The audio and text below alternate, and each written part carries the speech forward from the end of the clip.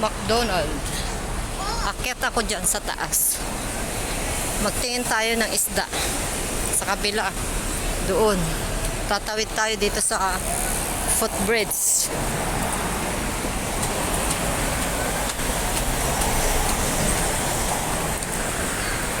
Magtingin tayo ng isda na babaunin. Request ng aking friend. Punta kami sa church sa Sunday. Pero may ulam na ako doon. Pero gusto niya isda. Request niya isda. So idagdag ko na lang yung isda. Kung meron tayong makitang mura. Asa langanin na yung oras ko ngayon eh. Late ko na binasa yung message niya. Alas 5 na guys.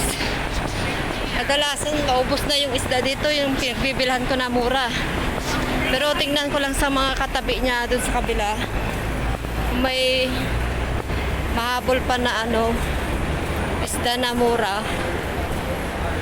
Yun ang gusto ng friend ko. Frozen ka sana ang bilhin ko. Kaso lang ilang piraso lang yung frozen. Dalawa, $10. Ganun. Yung magkabilaan. Hindi pa isang buo yun. Ayan. Nakatawid na tayo. Bababa na lang tayo.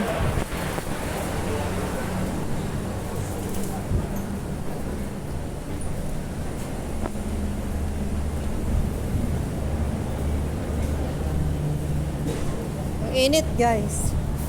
Mainit today. Oh, yun yung kilo niya. Kung gusto mo nga magkilo, may libreng kilo dito. O yan. Oh. Tinitimbang dyan. Kaya kung kulang, pwede mong ibalik dun sa pinagbilan mo. Padagdagan o kaya magreklamo. May libreng kilo doon. Ganyan sana sa Pilipinas. May libreng kilo dyan. Oh. Naka-ready.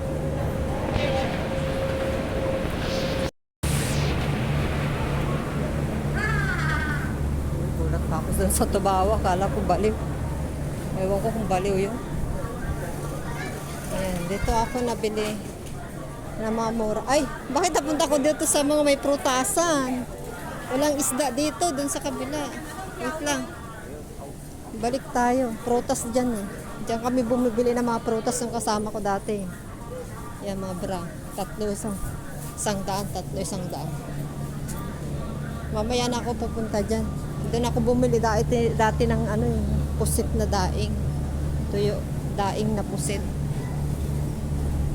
Dito dapat ako. Ba't ako pumunta doon? Kamali. Dami nilang paninda guys. Maluto na. Pero ayaw ko ng amoy. Nung una, gustong gusto ko makatikim mga yan. Pero nung natikman ko na, ayaw ko na. Ang pangit, ang daming ricado na di ko maintindihan. Parang matagal na rin, parang panis na rin. At gusto nila. Eh, wala nang isda. Ayun o, isda. Hindi ko lang alam kung makabili ako ng isda. Tignan lang natin kung may isda. Ay, meron pa. Wait lang. Nandun. Kita ko na day. Nakita ko. Ayan, ito. Ito siya. Wow. Wow, bili ako dito. 120 yun. Wow. Ano pa yung bilhin to guys? Ito na lang. Yun o, laki. 20. Ito na lang. Ay, buti na lang nakaabot pa ako. Bili na lang ako ng dalawa para susunod. Bira lang kasi kung makabili dito guys. Kahit wala na akong pera. Wait lang. Labas ko muna yung pera ko. Meron pa dyan.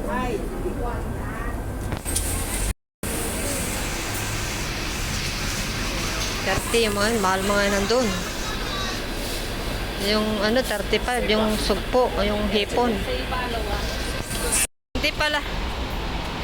Hindi pala na-play yung ano ko. Naku, ang dami ko nang sinabi. Hindi ko pala na-play. Nakarating na ako dito sa malapit sa amin. Ayan guys.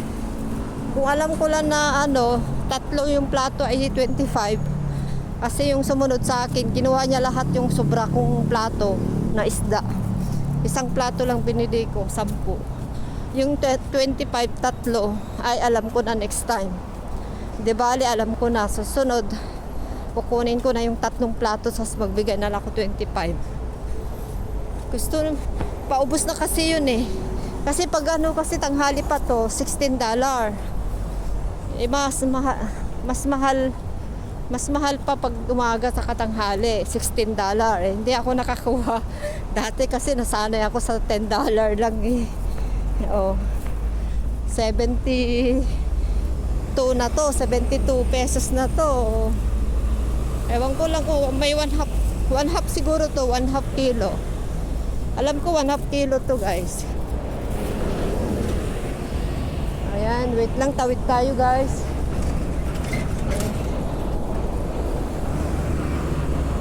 Yung sumunod sa akin, Indonesia, tapos yung amo niya na matanda lalaki. Binigyan siya ng 25. Kaya alam na siguro dati na silang bumibili. Kaya agad na yung binigay yung 25 dun sa Indonesia na katulad ko. Ayun. Tinanong ko, ngumiti lang yung Indonesia kasi hindi naman siya Tagalog, hindi naman siya Pilipino. Pag Pilipino yan, sasagot yan agad eh. Pag ganon, Indonesia yon.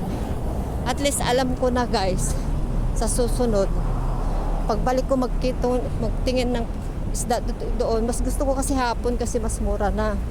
Kasi pag tanghali umaga, $16 to. Ngayon ginawa ng 10.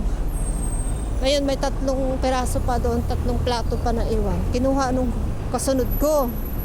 Yun, 25 lang binambayad. Ako, sabi ko, alam ko na next time. Nagdadalawang isip pa ako kanina, kunin ko sana 2 plato. Ano ko sana sa bahay. Istakin ko sana sa bahay. Kaso lang, nahiya ako kay amo. Baka matatnan nila na marami na naman ako stock doon. Baka magtingin-tingin kasi yung amo kong babae. Hindi bali yung lalaki, hindi yun nagtingin-tingin. Maglalagay lang yung mga pinamili niya pag may binili siya dito na isda. Ang ganda dito guys. Oh, pang mayaman.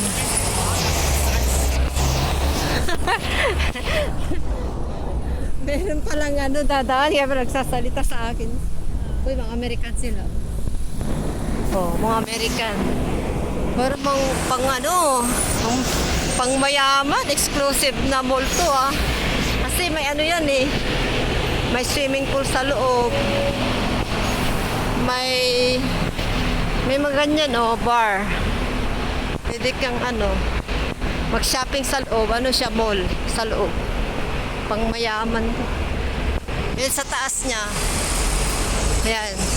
Yung mga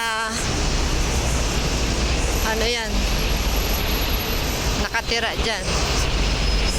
Kondo. Apartment. Daming bus. Hapon na kasi, pauwi na. Mga trabador, Biyernes kasi.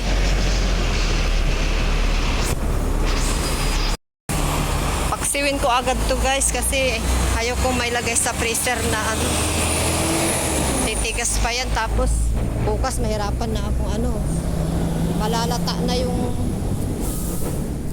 laman niya to pag freezer ko pa. Kaya mamaya pagdating ko, linisin ko na agad at ipapaksiw ko na lang. O kaya ilagay ko sa rep. Hindi ko muna siya ilagay sa freezer. Kasi bukas wala pang ano, hindi pa ako lalabas. Sa Sunday pa ako, sunod na araw pa ako. Susunod na pa araw na ako lalabas. Ipaksiwin ko to guys. Pwede naman paksiwin ko na ngayon. Tignan ko lang. Di pa ako makapag-decide guys. Kailangan ko linisin to bago ko i-rep. Kaya nakabalik na ako. Malapit na ako sa bahay guys. 7 minutes pa. Ayun Ayun yung kulay red. Sa likod yan. Daming sasakyan, grabe.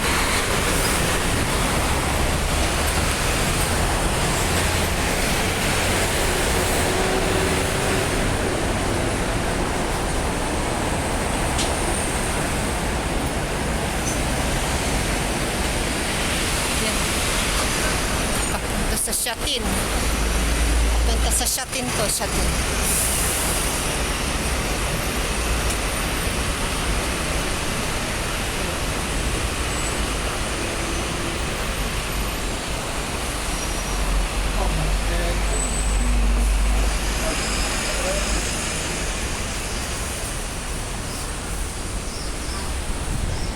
Nakabukas yung ano ko, bag ko. Natakot ako baka mawala yung susi ko, hindi na ako makapasok. Gusto ko nang bumili ng ano guys, bihon. Wait lang, daan muna tayo dito. Pero sabi ko, wag na. Magtitipid talaga ako guys kasi yung pera ko lang for 40. Ay, oo, magkakarga pala ako ngayon. Wait lang. Kailangan ko kargahan yung ano ko. Kaya bukas na lang. Bukas na lang ako magkarga. Kasi sinabi ko naman na sa anak ko na Sunday ko pa ibibigay yung pera niya. Wala siyang magawa kung wala akong maibigay. At least Sabado bukas, pwede naman ako makababa, makalabas. Wala naman pa yung amo ko. Sinabi ko Sunday muna ako lalabas kasi last Sunday of the month, yun ang sinabi ko sa kanila. Kasi amo kong babae na lalabas ako ng Sunday of the month. Last Sunday of the month. 30, katapusan na sa Sunday. 29 ngayon. Ay, hindi. 28 ba ngayon? Ala, nakalimutan ko na. 28 kahapon. O ngayon, 29 ngayon. Edi 31. 31 pala yun guys, Sunday. Katapusan. Kasi pag 1, September 1, pasukan na yung mga bata.